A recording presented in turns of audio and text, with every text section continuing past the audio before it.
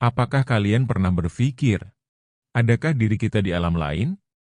Seseorang dengan penampilan, karakter, keluarga, nasib yang sama persis, namun, bisa jadi kondisi nasibnya berbeda dengan kita. Untuk menjawabnya, mari kita cerita dan bahas bagaimana sebenarnya semesta berjalan.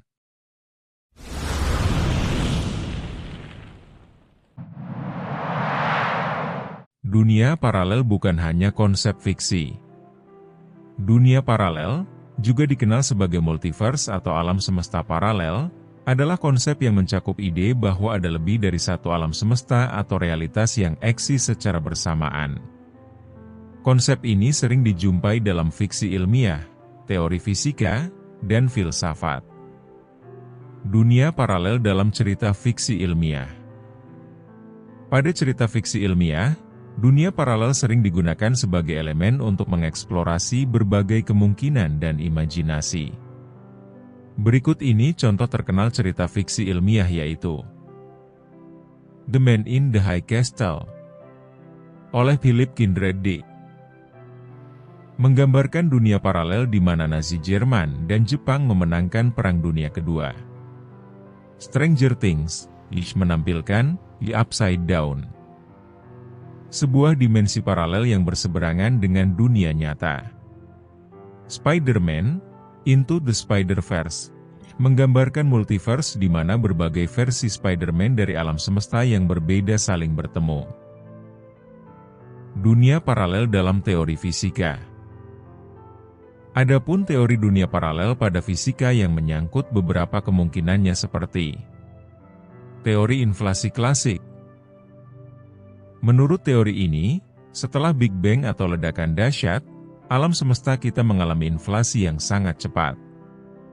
Selama proses ini, ada kemungkinan bahwa inflasi ini terjadi di beberapa area yang berbeda, menciptakan gelembung di alam semesta yang berbeda-beda, masing-masing dengan hukum fisika dan kondisi yang mungkin berbeda. Teori string dan Brand.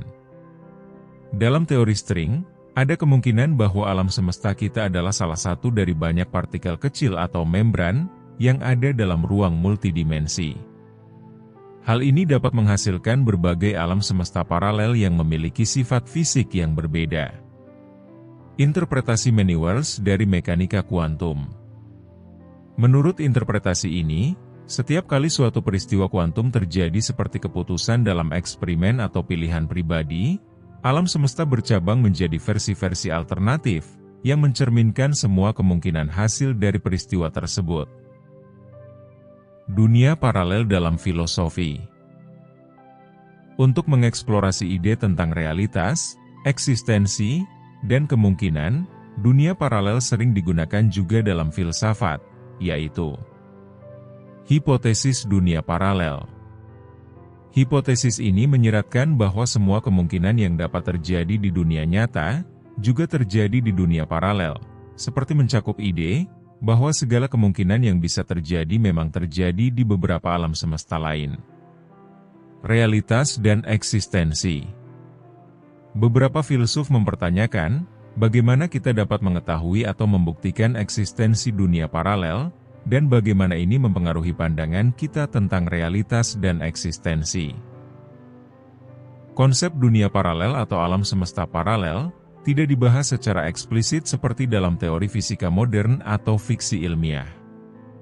Namun, ada beberapa ayat pada Al-Quran yang dapat ditafsirkan pada konteks yang mirip dengan konsep dunia paralel atau realitas alternatif, khususnya mengenai dimensi spiritual dan eksistensi yang lebih luas. Alam gaib.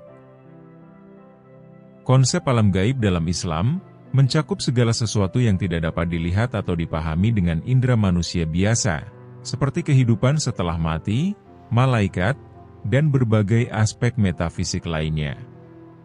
Ini juga dapat dianggap sebagai dimensi yang berbeda dari realitas yang tidak terlihat oleh manusia. Pada Al-Quran Surah Al-Baqarah ayat 2, Surah 3 dan 4, yang mempunyai arti. Mereka itulah yang beriman kepada yang gaib, dan mendirikan sholat serta menafkahkan sebagian dari rezeki yang kami berikan kepada mereka.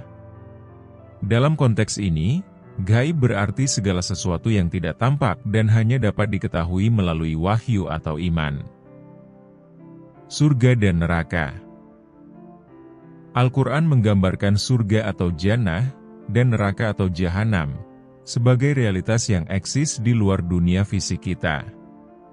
Meskipun tidak dijelaskan sebagai dunia paralel dalam pengertian ilmiah, hal ini bisa dianggap sebagai dimensi eksistensi alternatif berdasarkan amal perbuatan manusia di dunia.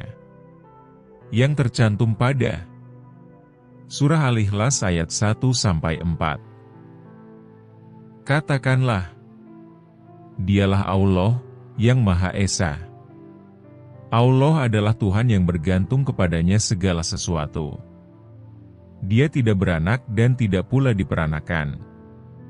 Dan tidak ada sesuatu yang setara dengan Dia.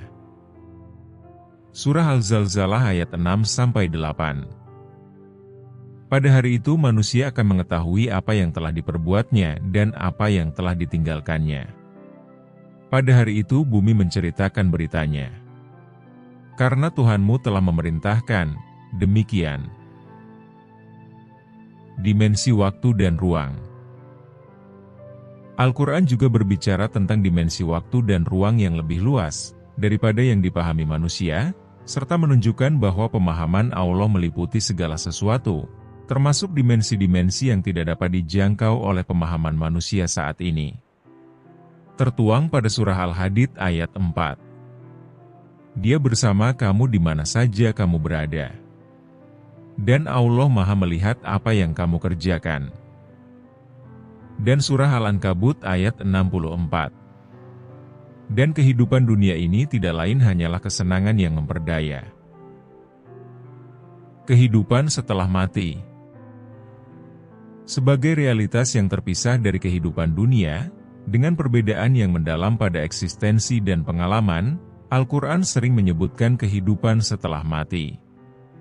Seperti yang tertulis pada surah Al-Qiyamah ayat 22-23. Pada hari itu akan tampak wajah-wajah yang berseri-seri. Kepada Tuhannya, mereka melihat.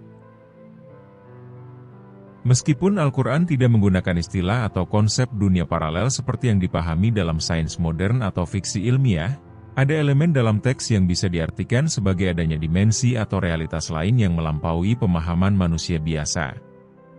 Konsep alam gaib, surga dan neraka, serta dimensi waktu dan ruang, yang lebih luas menggambarkan pandangan Islam tentang keberadaan yang tidak terlihat, dan kehidupan setelah mati sebagai bagian dari realitas yang lebih besar dari dunia fisik yang kita kenal. Pembahasan dunia paralel dapat mempengaruhi cara kita berpikir tentang keputusan dan tanggung jawab. Jika ada banyak versi diri kita di alam semesta lain, bagaimana kita memandang pilihan yang kita buat di sini?